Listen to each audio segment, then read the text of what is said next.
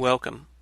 I'm Sebastian Mahfood, and you're listening to WCAT Radio, the on-air wing of En Route Books and Media, bringing you the dulcet sounds of Catholic wisdom. Hello and welcome back to The Catholic Mama. I'm your host, Christine Mooney-Flynn, and thank you for joining me on this episode as I include my wonderful husband and talking about things that we wish we had told our younger selves about relationships. Is that right? Yeah, that sounds like a good topic. Salient. Yeah, and it's very different now because I probably wouldn't have had much to say to my younger self before becoming Catholic, because I would have still been steeped in... Because what would have there been to tell? I know, a bit of pettiness and self-righteousness. So it's interesting now. And actually, Pat, you're the one that came up with this idea. Mm-hmm. So I'm sure that I probably don't have as much to say because I've always been so mature. Of course. Of course you came up with this idea. Yeah. You always see those when people have their birthday on social media. 21 things I wish I would have told myself on my... You're thinking that because you've written those. I would have told myself on my... You're thinking that because you've written those. Of course I have. They get a lot of likes, Christine. So I thought we have definitely evolved in our relationship, and I know we've talked about this many times of how much how fundamentally things have changed in our relationship for the better since becoming Catholic and living church teaching. So I figured, why not discuss it? It's interesting. So I was just looking at... Now, whether our younger selves would have listened to this advice is wholly irrelevant. So we're not saying how we would position this advice. It's just that if we could take a certain gram of knowledge and just forcefully insert it into our younger selves' heads... Oh, my goodness. It would be this. Yeah. I don't think my younger self would have paid much attention to probably much anything of what we're going to say. But anyways. Unless our younger selves were very good friends with us now, and then maybe... There would have been some... Unless our younger selves were very good friends with us now, and then maybe there would have been some kernel of respect for us currently. Yeah, unless... If I could prove to my younger self that I was my future self. But we can cross that bridge when we get there. I was just looking at somebody that I follow online, and I think I don't follow them that closely, so I don't know for sure, but from what I can tell, it looks like this person and her spouse are cradle Catholics, and they do relationship stuff a lot. And I thought that's really interesting because they can talk about topics like how to date as a Catholic, which I can't do. Mm-hmm. So this is an interesting spin for me because most times when I see about relationships in Catholicism, it's from people who are born and bred Catholics. Yes. Yeah. Mm-hmm. And so... We were not married in the church. We were married in the Philadelphia airport. We were married we got married, I guess, 3 ceremonies. Yeah. Well, two close together and then one in the church. So we got hitched in the Philly airport. That was the sort of legal ceremony. Then we had our friend, quote unquote, marry us out in California. And that was the more have your friends and family ceremony. But that was very small, too. We only had about 15 people. Mm-hmm. Then we had a reception back in Philadelphia. Yeah. And this was... Almost 5 years ago. Almost 5 years ago. Wow. I know. Was it? Really? Yeah. Wow. Our Philly airport anniversary is the 6th of August, and then the one that we go by is the 8th of August, so it's actually very confusing for me. Wow. to try to remember this. But yes, it's soon. And, it was 5 years ago. And we've been together... About 8 years. About 8 years. So we've got some... experience under our belt. We're not complete neophytes here. Mm-hmm. But still young in the married game. And we got our marriage blessed in the church last... Easter Monday. You're good with the dates. You should just... I couldn't tell you. I think Easter Monday was April 1st or 2nd. Yeah. I'm not sure, but I just know it's Easter Monday. And that was really meaningful, actually. I mean, it's certainly more meaningful to me than any of our previous engagements. I've had a hard time thinking about when our anniversary actually is now, because that is the most meaningful one. Do we switch it? But I guess not. Yeah, I don't know. But that was really nice. So we went, just to give the little story, the priest at our former parish before we moved to Wisconsin said he was going to bless our marriage, and we thought it was just going to be some private thing after Mass, but instead it was right during Mass, and everybody pretty much got to sit through a wedding, exchanged our vows, and people we didn't even know were crying out in the pews, and everyone came up and congratulated us afterwards. It was really nice. Yeah, actually, it was supposed to just be a quick thing in his office afterwards, but I guess whatever the reading was that day and his homily had been centered around sharing your faith and making sure it wasn't something hidden away like in a back office or something. So he said, forget it. Christine, Pat, come on up now. Yep. And I didn't know when you bless a marriage. I thought it was just going to be some little, I don't know, your marriage is blessed and sign of the cross. There you go. But it was actually the vows, and yep, it was very nice. Yeah. So that's the short of our story. So we were married long before we entered the church. And we had some turbulent times. We did. There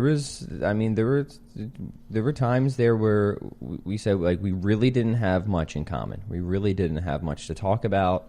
There was tons of stress, tons of tension. We weren't sure we were going to make it a couple of times. There's a bag packed here and there. Yeah, I mean, because we met in the gym, so we had a set of values. We both were into fitness and working out, and we always got along great. Yeah. And you agreed to marry me eventually. But at some point, our lives just started to diverge in that I was really caught up in my business stuff, and you were really caught up in the kids. And we both respected that with each other. And obviously, you were still involved in the business stuff, and I still deeply love all of our kids. But it just seemed like, aside from that, we didn't have anything else in common. We didn't have anything else to really talk about or connect us.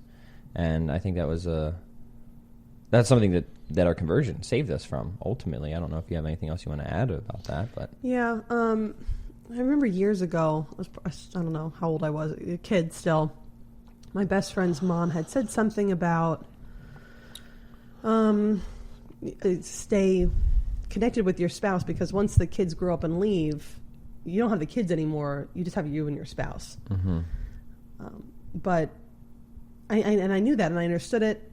But even still, in everyday practice, without something grounding us together, because we did have the fitness stuff in common. We loved to go on adventures with each other, but the more children we added to that mix, the harder it became. Mm-hmm. The harder it became for us to go to the gym and work out together. Mm-hmm. So without these couple of common grounds, we had, again, you said core values. We still have a lot of core values the same, which is probably why we still managed to stay married and together despite the turbulence. Yep. But without, we didn't have those same everyday values that we shared. Yeah. And that made it difficult. It was, because if nothing else, there was just a lack of interesting conversation. Which I brought up a couple of times. Yep. Yep. Because I noticed that we weren't talking much anymore, and I think you just kind of waved that off. I may have, yes. Yes, one of those things, don't wave off your spouse. There's the one piece of advice that can, respect each other's concerns is a big one. And then obviously all of that changed once we started to go through our conversion. Because I don't even remember.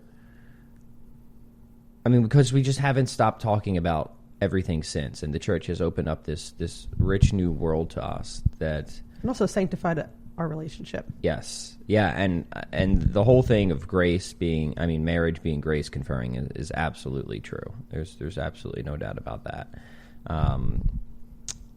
But since coming into the church, it's given us that same foundation, I think, that we were lacking before, and something that in principle won't change. And I think that's really important in the sense that either one of us could really get into fitness and then really get out of fitness. Either one of us could really get into writing a book or not, or running this business or not. So it's one thing to have values in common, but a lot of values are often shifting, and they come with increasing or decreasing amounts of fervor and interest. But the value of faith, of understanding your ultimate purpose in life and the ultimate purpose of marriage, which is really to get each other to heaven, is something that I think is going to ground. I look at my grandparents, right? The only couple in my family, as it happens, that stayed firm in their faith and stayed together and loved each other dearly to the end. And held their hands in their sleep every night. Held their hands going to bed every night. I mean, I realized, they really were just living the sacrament of marriage. It wasn't just some civil union. They didn't just both like sports. They never missed a Sunday Mass. They were deeply involved in their Catholic communities, and they got it. They understood that, and that gave them the foundation. I mean, right until the end, right till they died in their 80s. So it's having that non-shiftable foundation of core values, which can only be, in my mind, that sort of triune relationship between each other and with God. And I don't think anything else could possibly fit that. So I would press it now to my younger self. If I talk about younger myself, it's not just about having core values. You have to have the right core values. So great if you have core values in other things. I think that helps. I think it probably would be difficult if we were both Catholic but had wildly diverging political views. that helps. I think it probably would be difficult if we were both Catholic but had wildly diverging political views, which would be kind of hard to do with being Catholic anyways, but you could definitely differ on some things. We did, though, because I was very liberal at some points. Mm-hmm. When we first got together, I was more liberal and then became more conservative as time went on. Yep, and we worked through that. Okay. What? We worked through that. That's kind of funny. I don't. We did. We worked I through know. it. We fixed some errors. They were errors. And I can admit that. so like great if you have other, values in common, but I think you have to have that right set of core values, which really just is the sort of teleology of human nature, right? Like man and woman are supposed to be together, and the end of man, humankind, is that eternal friendship with God and helping each other through the sacramental act and the human act. So it makes perfect sense that is the proper foundation. I was watching a video a while back about narcissists from a psychologist, and we talked about this at the time. The doctor had said that if you truly are a narcissist, in her professional opinion and experience, that's it for you. You don't change. It's just the way that you were raised, certain things that happened in your past that just clicked together, and you are a narcissist. And so you and I talked about that, and you said, well, we both changed because we both had very deep-seated selfish and narcissistic behaviors. Yeah. And that did change. And when we were talking, I said, well, yeah, but there's a difference there. We had a huge conversion experience together, and that changed everything. So the narcissism that we both brought into the relationship at the beginning, it could not have sustained us. It would have torn us apart had it not been for that conversion as well. I cannot think of a more obvious example of grace. I don't see how those changes, and please, dear listener, gentle listener, we are far from perfect, but I don't see how the changes that did happen could have happened without some form of divine assistance. Yeah, especially the path that we were going on, which was increasing fighting. Yeah. One of our oldest reminded me about how much we used to fight. Yeah. Oh, yeah. Great. I was like, ooh. Trying to set a much better example now. Yeah. But he was talking about that to me in the car a couple days ago, and I was explaining that that things have changed now that we have accepted Christ into our lives, and we're trying to discuss things better rather than argue and fight. And he agreed that we've been doing better. Drag each other to confession. Yeah. Yeah. It's I was at my men's group, and one of the guys there was giving me advice, and I really do try to listen because it seems like I don't know all the men that well, but the ones I seem to know, it seems like they're all a bit, not all of them, but most of them are a bit older than I am. I go at the retiree hour. So that's kind of the benefit of working from home, is I can go to a little bit later of a Bible study group and get a little bit more wisdom from people who've been around the block. and most of them seem to have had pretty long, fruitful marriages. And he said, even in church involvement, he gave a really good piece of advice. He said, you come here, and he's like, you're going to be appreciated. You have a lot to contribute, but just remember all the work your wife is doing at home. Like that. Right. So he said, looking back on his experience, that he could sometimes even make the mistake as a way to get out from his family obligations. Yeah. Not to a severe extent, but, rather than doing this or that around the house, have to go do this thing at church. Yeah. And he said that's something that church taught him not to do. And I'm like, okay, fair point. Well received. Yeah. So that helps too. I would say to my current self and my former self now is look to those people who have really lived the sacrament of marriage and talk to them, because we're a number of years into it, but we've got a ways to go, and there's different phases of our life that we're yet to go through where we're gonna need some counsel and guidance and increasing amounts of grace as we go through. But I guess I would say the first thing to my younger self, aside from those core values, which is convert, I guess, in one word. Just become a Catholic. Go to church. Yeah, as if my grandmother wasn't already telling me that. So I don't know how much. Maybe I could have. Don't know how much. Maybe I could have given some more convincing reasons to do it, filled in the gaps for my dear grandmother. But that's okay. So if it all comes down to that, but we got to give some more practical tidbits. So aside from convert, I would also say get involved, participate. And I think the things that we've done really well since entering into the church is getting involved in the church. Simple things like we take the kids to daily mass a couple times a week. I think is really nice and helpful for both us and them.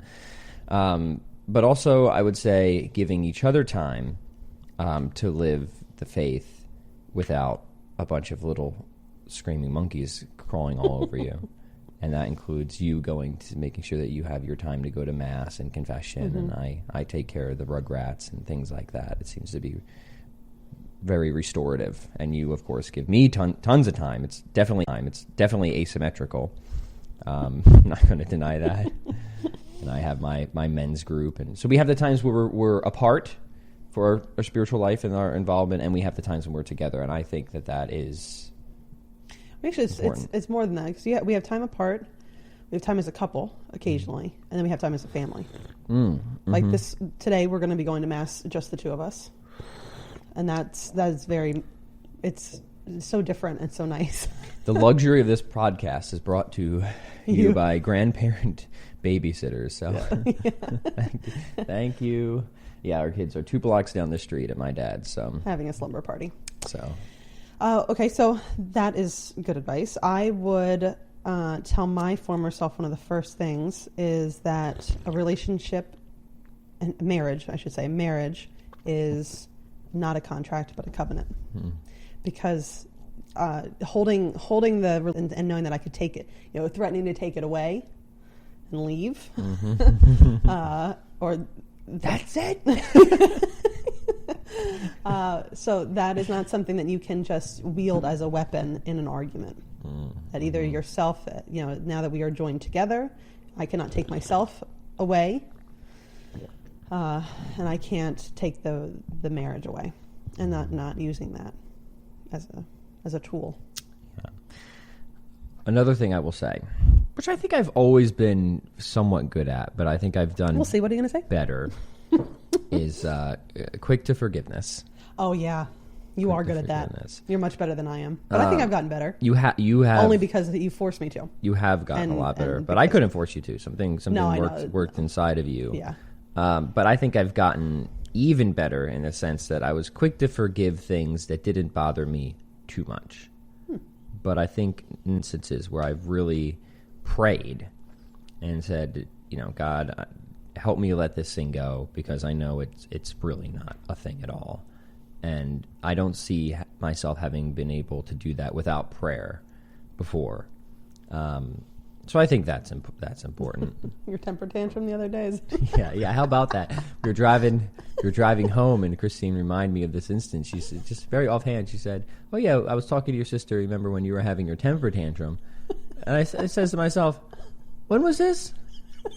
Oh, you mean when you were having your temper tantrum? We remembered that argument. That's right. Yeah. I guess two sides of the same coin there, but there's a lot of conviction in your stance. I just thought that we understood. So some things never change. I thought we understood that argument was your fault. Guess we didn't come to a formal agreement on that. Guess not, but it was your fault. But argument, and we forgave ourselves pretty quickly for getting each other upset over. I don't even remember what it was at this point. It was probably something pretty insignificant.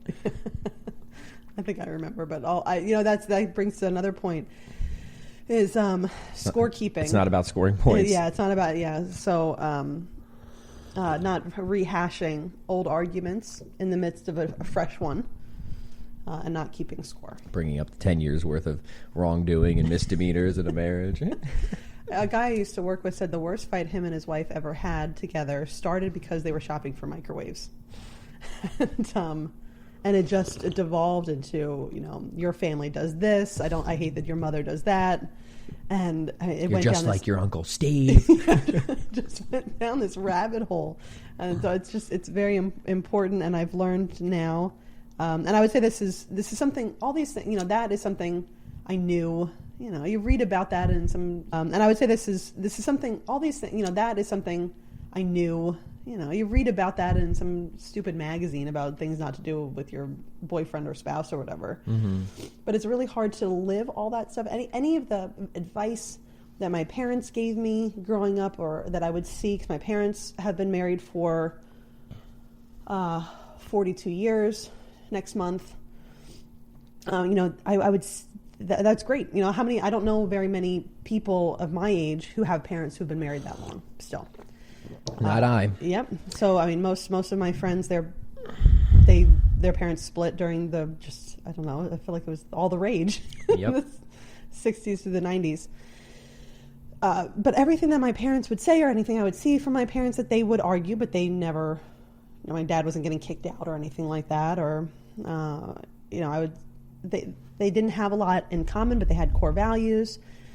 I could see a lot of it happen, but I didn't know how to place it all in context without the church. Mm. But they had the church, even though they left it. Yeah. And I think that's really important. So my parents have been married for 42 years. They were both raised in the Catholic Church. They were both married in the Catholic Church. But by the time that I was born, it was all BS. Mm-hmm. And so I was never baptized. I've talked about this conversion story many times, but there's one thing that I noticed, and and we can talk briefly. I know you have better information about this anyway than I do, is that faith, like wealth, accumulated wealth, does not last into subsequent generations very well. Mm-hmm. So my parents' faith that they once had, and all that great firm foundation that keeps them married for decades. As much as I can see that, and that's a great example, I didn't have the understanding of what marriage was that they did. Mm-hmm. And so it's a disservice that they have done. Comes to the father. The father is I don't know why I said it like that. The father is he's really the spiritual hinge point, in the sense that if the dad not just it has faith, but really practices the faith, seems to be the key. Like if the children can see that the dad is actually devout, takes it seriously, then the vast majority of the time the kids are going to be firm in their faith. But if not, then it's something upwards of like 90% chance that the kids are going to not stay firm in their faith. I forget what the actual numbers are, but they're very high and are hinge on very high either way, and hinge on the devotion of the dad. I mean, the whole family is important, but the dad seems to really be significant, because the mom can still be devout, but if the dad isn't, then those numbers plummet dramatically. I will also say that that sort of the. I will also say that that sort of the binding force again is grace. And when we were converting, and certainly before we converted, I would hear Christians and Catholics talk about grace. I didn't know what it was. I'm like, is it a jelly? What is this grace? Like, people write books on grace. Like, what is this thing? And then obviously, as I was studying the faith, I came to like understand it intellectually. But then it's I think more than anything through our marriage, I finally, quote unquote, got it. I can see the inner transformation that's happening through no work of my own. Or the only work of my own is just an assent to it, of just saying, yes, this is what I want. Please do this work within me. I can't do it myself. That's what grace is. It's this gift from God that activates your bestness.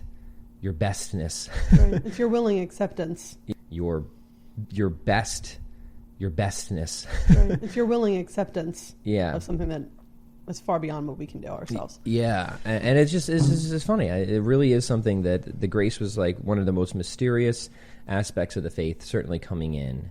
But it's one of the most important once you start living it, and it's still hard. Like I can't just point to it and just be like that's because it's not a jelly. I was wrong about that. It's not.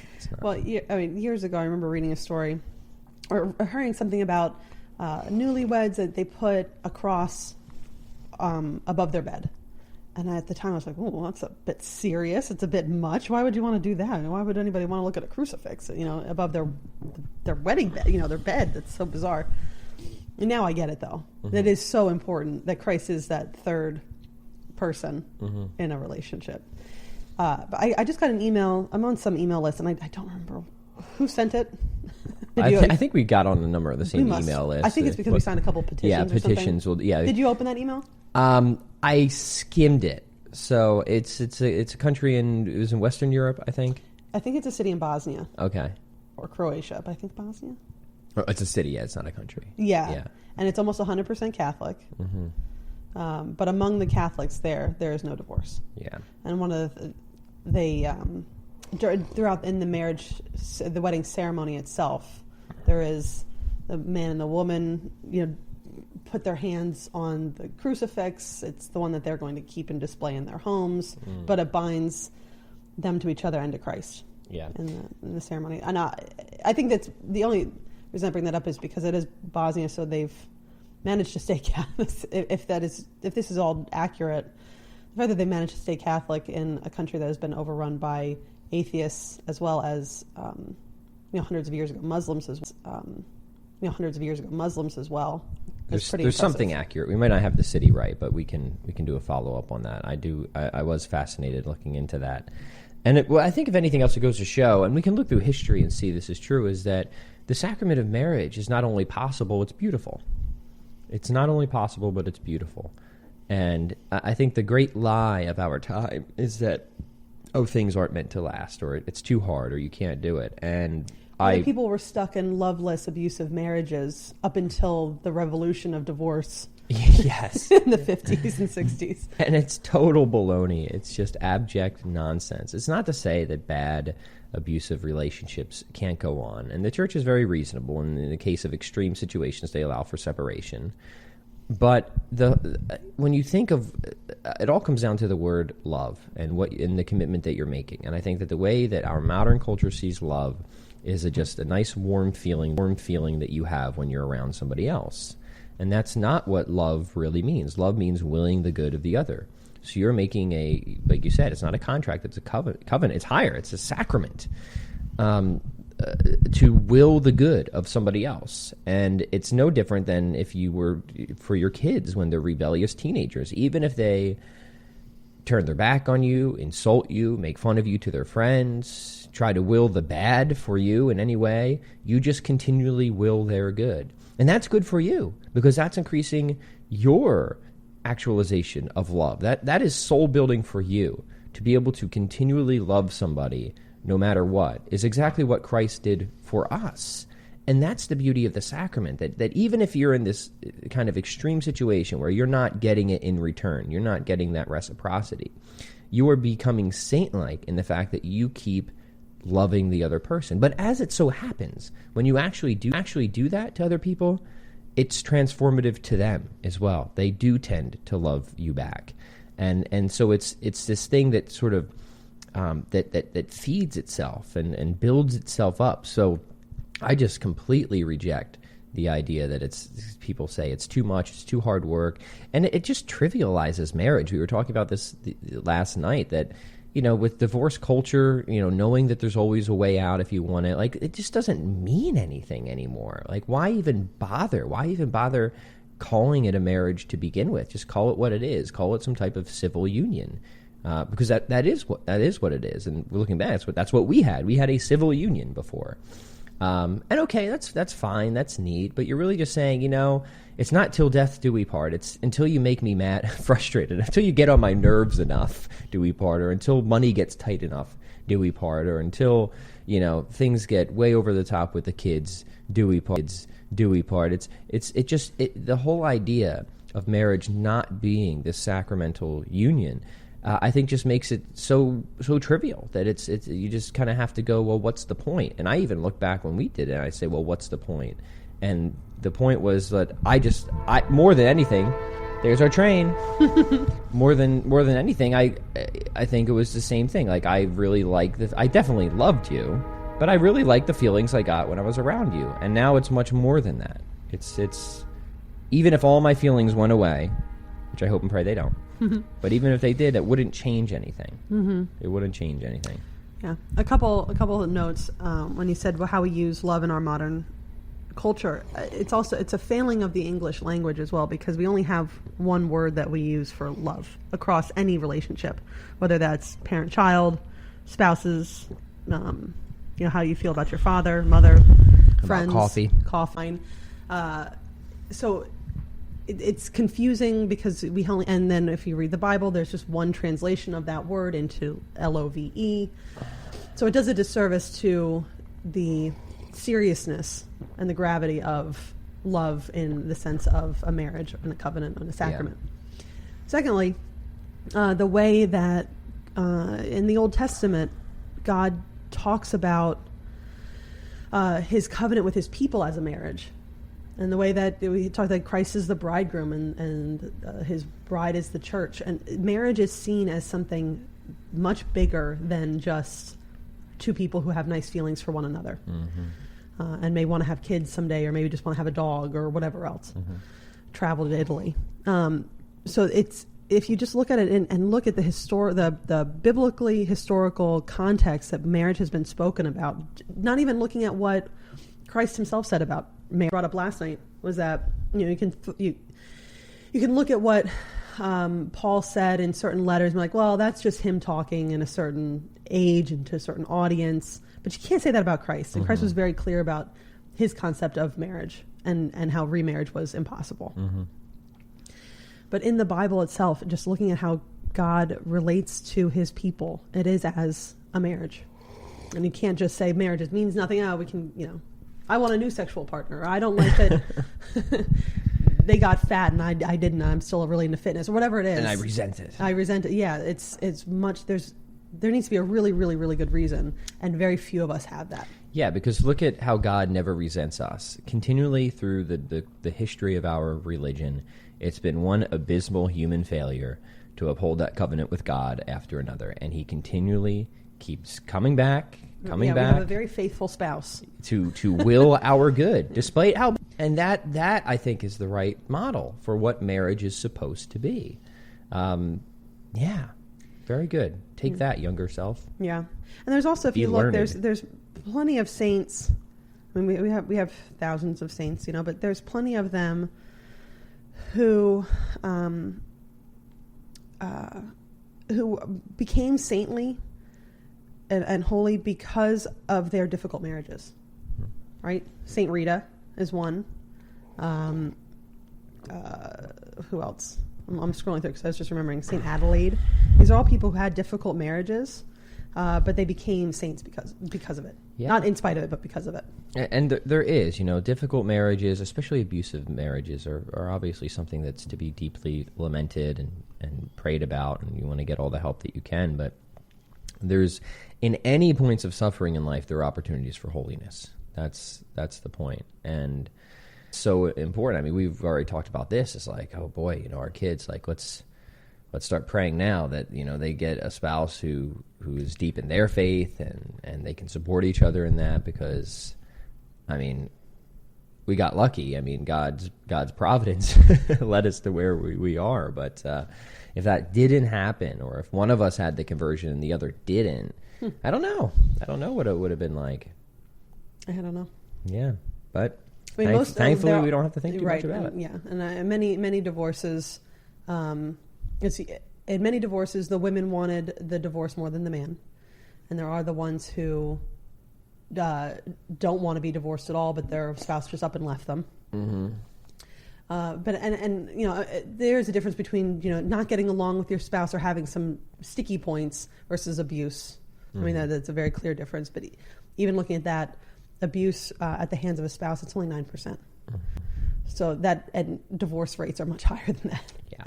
You know, they're what, 60, 70%, something like that. Yeah, it's. I remember looking in it not long ago, and I was expecting it to be high, and I remember it being even higher than I was expecting. I'm like, wow, that's really unfortunate.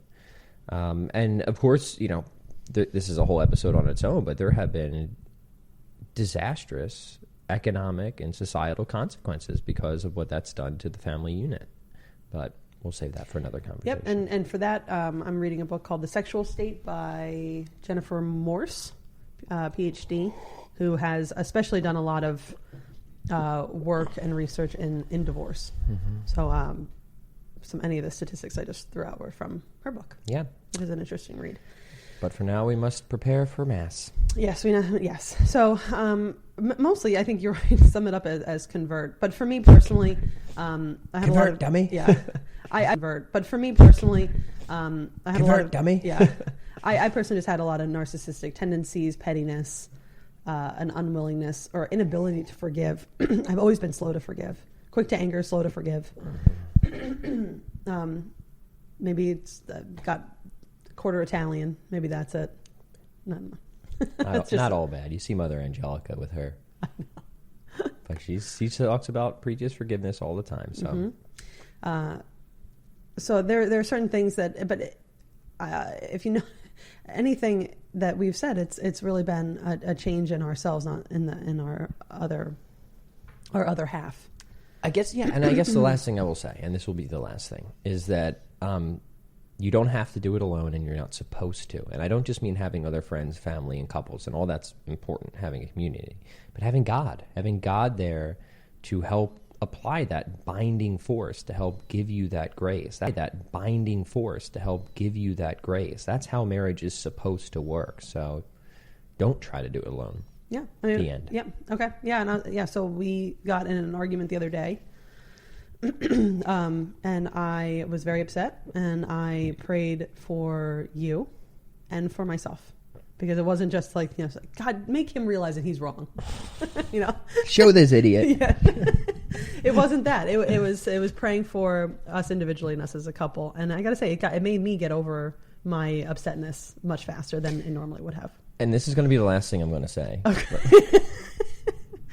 But it's true. It's not like your marriage is just going to be some smooth, wonderful unicorn hayride. That doesn't make sense. But, you know, you're still going to have major difficulties. But the quality of those difficulties is fundamentally different. Yeah. Like, when we argue and fight now, I'm never concerned that one of us is just going to blow up, be like, that's it. That one of us is just going to blow up, be like, that's it. Right. Like there's such a rooting and a foundation now that I'm like, okay, this is bad. What's going on here? Let's pray about it. And it's annoying and blah blah. So certainly don't want to imply that, you know, every marriage just becomes perfect and holy as soon as you can. But no, I think that God continually allows the sacrament to be opportunities for holiness. So He's going to allow, of course, points of contention, points of difficulty, because these allow us to continue to break down our superficiality, to break down our ego, to break down our narcissism, and to will the good of the other. So it makes perfect sense to me that if nothing else, those opportunities might even increase as you become married. So I'm glad you brought it up. It's a good point. Yeah. Well, and that's the last thing I'm going to say. Sure. Well, so thank you for joining us on this episode of The Catholic Mama. If you don't want to miss an episode, be sure to subscribe and leave a nice review, because somebody left a really crummy one and got me down for a couple days. Maybe that's what started the argument. It was not. If you want to support our marriage, leave nice reviews on the podcast. I do these things just for fun, and not just for fun, but to spread the good word after my own conversion. I do it for free, and I stay up late usually with kids, and after kids are in bed to do these podcasts. So leave a nice review, make my day. In the meantime, my day is going to include Mass and a Dachshund Derby race. Beautiful. So if you want to hear who won of all those You little have to wiener wait for the dogs next running episode. around, subscribe. Stay tuned, folks. You can hear what wiener dog won at the Dachshund Derby race after they get blessed. We hope you enjoyed the program and will join us back for another show on WCAT Radio. This is Sebastian Mahfood. Good day.